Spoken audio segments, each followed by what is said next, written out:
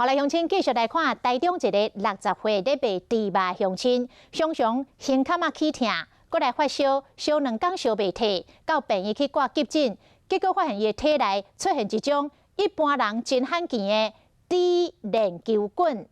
原来是因为这个猪肉贩仔，逐工拢赶时间处理猪肉，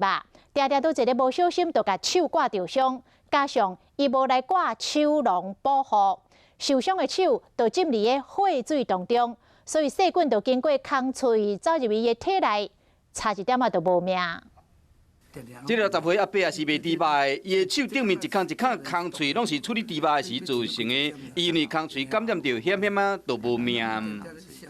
在用经验抗生素的治疗头3天，他还是高烧。 白血球的指数升悬，经过血液的培养，发现讲伊患到是一般人真罕见的猪链球菌。我的口毛啊，较大工是爱去剃，细工拢是无剃，就拢家己药啊抹咧。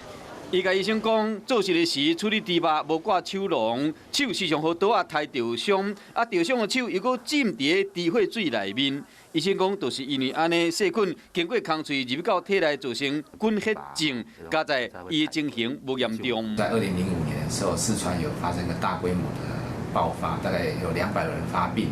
甚至造成30几个人死亡。那相关的症状就是发烧，严重甚至会造成脑膜炎、败血症。